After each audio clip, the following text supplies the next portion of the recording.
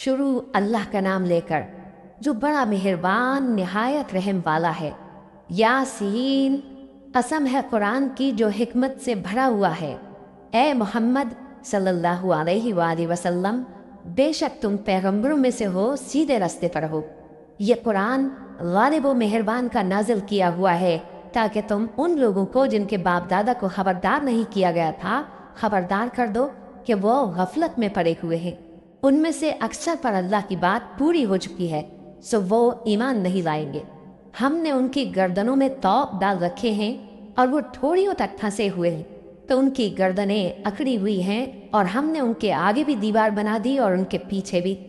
फिर उन पर पर्दा डाल दिया तो ये देख नहीं सकते, और तुम इनको खबरदार करो या न करो, इनके लिए बराबर है, ये ईमान नहीं लाएंगे। तुम तो सिर्फ उस शख्स को खबरदार कर सकते हो जो इस नसीहत यानी कुरान की पैरवी करे और रहमान से गायबाना डरे, सो उसको मग़फ़िरत और बड़े सवाब की बिशारत सुना दो। बेशक हम मुर्दों को जिंदा करेंगे, और जो कुछ वो आगे भेज चुके और जो उनके निशान पीछे रह गए हम उनको कलमबंद कर लेते हैं, और हर चीज़ को हमने किताब रोशन यानी लौह महफूज में लिख रखा है। और इनसे गांव वालों का किस्सा बयान करो जब उनके पास पैगंबर आए, यानी जब हमने उनकी तरफ 2 पैगंबर भेजे तो उन्होंने उनको झुटलाया। फिर हमने तीसरे से तक़वियत दी तो उन्होंने कहा कि हम तुम्हारी तरफ पैगंबर होकर आए हैं। वो बोले कि तुम और कुछ नहीं मगर हमारी तरह के आदमी हो, और रहमान ने कोई चीज़ भी नाजिल नहीं की, तुम महज झूठ बोलते हो। उन्होंने कहा कि हमारा परवरदिगार जानता है कि हम तुम्हारी तरफ पैगाम देकर भेजे गए हैं, और हमारे ज़िम्मे तो साफ साफ पैगाम पहुंचा देना है और बस। वो बोले कि हम तुमको अपने लिए मनहूस समझते हैं, अगर तुम बाज ना आओगे तो हम तुम्हें संसार कर देंगे और तुमको हमसे डूब देने वाला अजाब पहुंचेगा। उन्होंने कहा कि तुम्हारी नबूसत तुम्हारे साथ है, क्या इसलिए कि तुमको नसीहत की गई? नहीं, बल्कि तुम ऐसे लोग हो जो हद से तजावुज़ कर गए हो। और शहर के परले किनारे से एक आदमी दौड़ता हुआ आया, कहने लगा कि ऐ मेरी कौम, पैगंबरों के पीछे चलो, ऐसों के जो तुमसे सिला नहीं मांगते और वो सीधे रास्ते पर है। और मैं क्यों उस ज़ात की परस्तिश न करूं जिसने मुझे पैदा किया और उसी की तरफ तुमको लौट कर जाना है?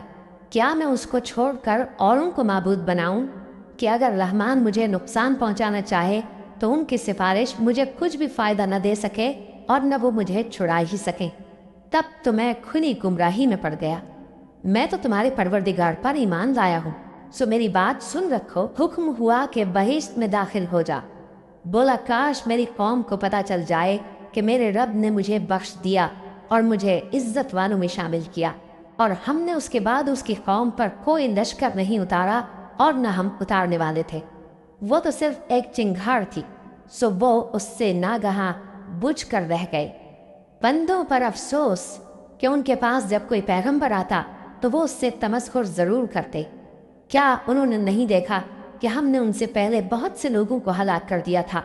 अब वो उनकी तरफ लौट कर नहीं आएंगे और सब के सब हमारे रूबरू हाजिर किए जाएंगे। और एक निशानी इनके लिए ज़मीन मुर्दा है कि हमने इसको जिंदा किया और इसमें से अनाज उगाया, फिर ये इसमें से खाते हैं, और इसमें खजूरों और अंगूरों के बाग पैदा किए और इसमें चश्मे जारी कर दिए ताकि ये इन बागों के फल खाएं, और इनके हाथों ने तो इनको नहीं बनाया। तो फिर क्या ये शुक्र नहीं करते? वो ज़ात पाक है जिसने ज़मीन के नबातात के और ख़ुद इनके और जिन चीज़ों की इनको खबर नहीं सबके जोड़े बनाए। और एक निशानी इनके लिए रात है कि इस पर से हम दिन को खींच लेते हैं तो उसी वक्त उन पर अंधेरा छा जाता है, और सूरज अपने मुकर्रर रास्ते पर चलता रहता है। ये उस गालिब दाना का मुकर्रर किया हुआ अंदाज़ा है। और चाँद की भी हमने मंजिलें मुकर्रर कर दी, यहाँ तक के घटते घटते खजूर की पुरानी शाख की तरह हो जाता है। न तो सूरज ही से ये हो सकता है कि चाँद को जा पकड़े, और न रात ही दिन से पहले आ सकती है, और सब अपने अपने मदार में तैर रहे हैं। और एक निशानी इनके लिए ये है कि हमने इनकी औलाद को भरी हुई कश्ती में सवार किया और इनके लिए वैसी ही और चीज़ें पैदा की जिन पर ये सवार होते हैं, और अगर हम चाहें तो इनको गर्क कर दें, फिर न तो इनका कोई फरियाद रस हो और न इनको रिहाई मिले, मगर ये हमारी रहमत और एक मुद्दत तक के फ़ायदे हैं। और जब इनसे कहा जाता है कि जो तुम्हारे आगे और जो तुम्हारे पीछे है उससे डरो ताकि तुम पर रहम किया जाए, اور ان کے پاس ان کے پروردگار کی طرف سے کوئی نشانی نہیں آتی مگر اس سے منہ پھیر لیتے ہیں۔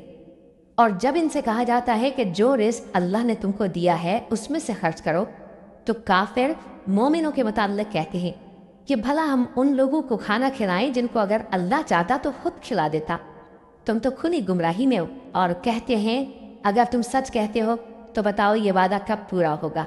یہ تو ایک چنگھاڑ ہی کے منتظر ہیں جو ان کو اس حال میں کہ باہم جھگڑ رہے ہوں گے آ پکڑے گی، پھر نہ تو یہ وصیت ہی کر سکیں گے اور نہ اپنے گھر والوں میں واپس جا سکیں گے۔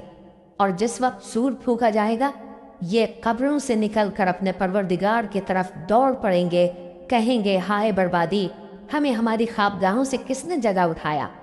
یہ وہی تو ہے جس کا رحمان نے وعدہ کیا تھا اور پیغمبروں نے سچ کہا تھا۔ وہ تو صرف ایک زور کی آواز ہوگی کہ سب کے سب ہمارے روبرو آ حاضر ہوں گے، پھر اس روز کسی شخص پر کچھ بھی ظلم نہیں کیا جائے گا اور تم کو بدلہ ویسا ہی ملے گا جیسے تم کام کرتے تھے۔ اہل جنت اس روز عیش و نشاط کے مشغلے میں خوش ہوں گے، وہ بھی اور ان کی بیویاں بھی سایوں میں تختوں پر تکیے لگائے بیٹھے ہوں گے۔ وہاں ان کے لیے میوے ہوں گے اور جو وہ منگوائیں گے ان کو ملے گا۔ ان کو پروردگار مہربان کی طرف سے سلام کہا جائے گا اور وہ فرمائے گا کہ گناہ گارو تم آج الگ ہو جاؤ۔ اے آدم کی اولاد، کیا میں نے تم سے کہہ نہیں دیا تھا کہ شیطان کو نہ پوجنا، وہ تمہارا کھلا دشمن ہے، اور یہ کہ میری ہی عبادت کرنا یہی سیدھا رستہ ہے، اور اس نے تم میں سے بہت سی خلقت کو گمراہ کر دیا تھا، تو کیا تم سمجھتے نہیں تھے؟ یہی وہ جہنم ہے جس کے تمہیں دھمکی دی جاتی تھی، جو تم کفر کرتے رہے ہو اس کے بدلے آج اس میں داخل ہو جاؤ۔ آج ہم ان کے منہوں پر مہر لگا دیں گے اور جو کچھ یہ کرتے رہے تھے ان کے ہاتھ ہم سے بیان کر دیں گے اور ان کے پاؤں اس کی گواہی دیں گے، اور اگر ہم چاہیں تو ان کی آنکھوں کو مٹا کر اندھا کر دیں، پھر یہ رستے کو دوڑیں تو کہاں سے دیکھ سکیں گے، اور اگر ہم چاہیں تو ان کی جگہ پر ان کی صورتیں بدل دیں، پھر وہاں سے وہ نہ آگے جا سکیں اور نہ پیچھے لوٹ سکیں۔ اور جس کو ہم بڑی عمر دیتے ہیں تو اسے تخلیق میں اوندھا دیتے ہیں، یعنی اسے بچپن کی کمزوری والی حالت کی طرف لوٹا دیتے ہیں۔ تو کیا یہ سمجھتے نہیں؟ اور ہم نے ان کو یعنی اپنے پیغمبر صلی اللہ علیہ وآلہ وسلم کو شعر گوئی نہیں سکھائی، اور نہ وہ ان کو شایع ہی ہے، یہ تو محض نصیحت ہے اور صاف صاف قرآن ہے، تاکہ اس شخص کو جو زندہ ہو خبردار کرے اور کافروں پر بات پوری ہو جائے۔